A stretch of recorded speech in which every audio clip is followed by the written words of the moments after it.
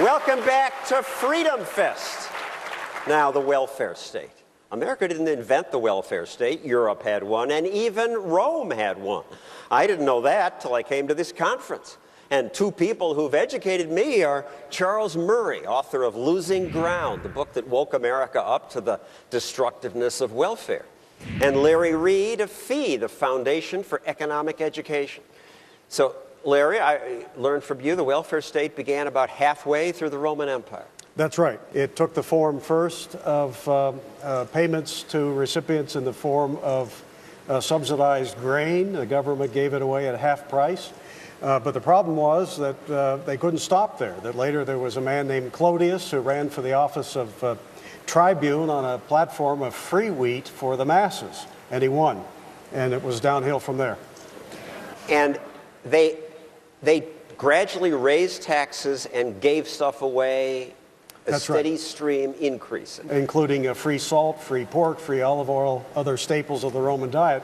So people would show up personally and just pick up their stash. Yeah, well, there'd be long lines. In fact, they had a means test at one time and did away with it so that anybody could show up and get this free stuff. And they decided that everybody had to be educated by the state. Well, not everybody, but they started public schools. Well, that was late, much later. In fact, Rome grew to greatness with largely homeschooling. And the first public schools didn't appear until around 250 BC, and they were not funded by the government until very late. And the Greeks actually mocked Rome for being backwards about that. That's right, yeah. Well, of course, they didn't last anywhere near as long as the Romans did.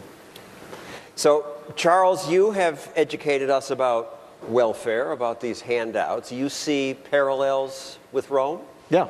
I mean, if you take a look at Roman society as it started to decay, it looks a whole lot like we do now. And it's not just because of the welfare state and the people on the bottom, it's also because of the people on the top who are increasingly living isolated lives from the rest of them. I find the parallels between Rome and the United States right now to be very scary.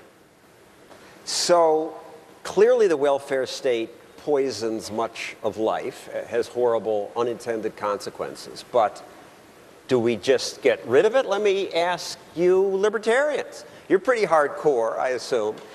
Should America get rid of all handouts? All?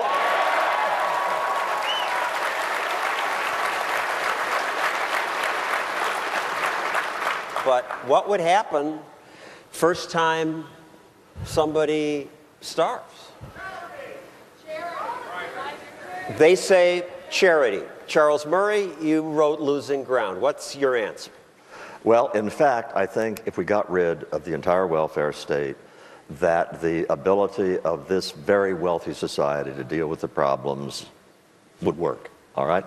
But I also would say, I'm going to go wimpy on you now. Don't applaud. I'm about to go wimpy on you.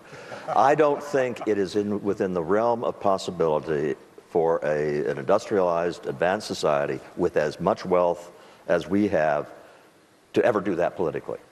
And I think that libertarians are going to have to strike a grand compromise with the left, in effect saying, all right, we will give you a big spending if you will give us freedom from government interference.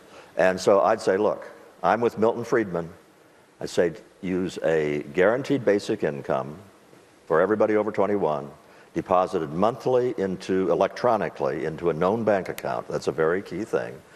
And let people take their lives back into their own hands. They will have the wherewithal that they can deal with the material necessities of life. If they do not do it, they're going to have to talk to friends, neighbors, churches, the community. They're going to have to make their case. I think that's a better way to go. You wrote a book about this. Called In Our Hands, yeah. All right, I'm going to push back. First, I would say his better book is In Pursuit of Happiness and Good Government, which really brought my mind around. But this book, you're telling me you're going to give him the money, and the crackhead is going to spend it all in 2 months, and then the social worker is going to go on TV and say, no social worker. The They're going to be someone, the New York Times reporter will Yeah. go on and say, you're going to let this woman's children starve? It's not their fault. And then we'll have a whole new program. Here's what you're going to have, John. You're going to have somebody who smokes it up in the first 2 weeks, all right? He's got another 2 weeks before there's going to be a new deposit in his monthly account, and he says, gee, I don't have any money. All right. He doesn't have the option of going to a social worker. You know who he has to go to? He has to go to the people he lives around and say, all right, I really need help. And they are in a position of saying, okay, we aren't going to let you die, but it's time for you to get your act together. We will introduce, once again, the kinds of human connections that are the only way to change human behavior. And some who don't find those connections will die on the street, and there'll be screaming. The United States has never let people die on the street. What we will now have, that we don't have now we have bureaucrats who cannot make the distinction between somebody who needs a kick in the pants and somebody who needs a pat in the back. We will put these kinds of human needs back in the venue of human relationships, whereby you can apply the feedback loops of incentives and approbation and disdain and stigma and all the rest, which can make these problems solvable. And this audience is different from most in that they understand that before the welfare state, there were these mutual aid societies everywhere, which helped people. Larry, tell us about that. Oh, absolutely. There's nothing about being a politician that makes you more compassionate or caring than the people who send you there. And so I have every confidence that... Compassionate with other people's money. Yeah, absolutely. So I start from the premise that it's not the business of the government to redistribute our stuff. It's the business of government to protect our liberties. And in Rome, when they gave out stuff, it often went to the wealthier people? Oh, well, without a means test, which was the case in most of Roman history, anybody could line up to get these goodies, which contributed to the ultimate bankruptcy of the Roman state. And one telling graph about the poverty rate is that the advocates of the war on poverty, welfare, can say, look how the poverty line dropped sharply for 5 years after the war on poverty began. But then you look at what happened before the war on poverty began, and the line was just as sharp. People were lifting themselves out of poverty.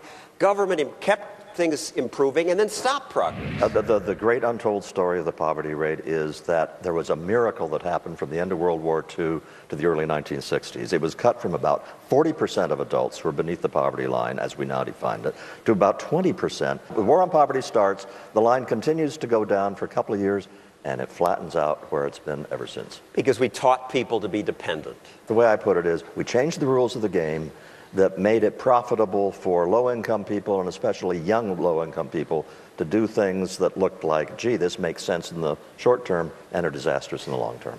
I think the primary beneficiaries of the welfare state are the politicians, not the people that the welfare is intended for. Why? Somebody once said that the welfare state is so named because the politicians get well and the rest of us pay the fare. And I think that's exactly what's happened. Thank you, Larry Reed and Charles Murray. Coming up, did you know that one Roman emperor held orgies and threatened to execute senators' wives who did not attend? The creepiness of Rome when we return.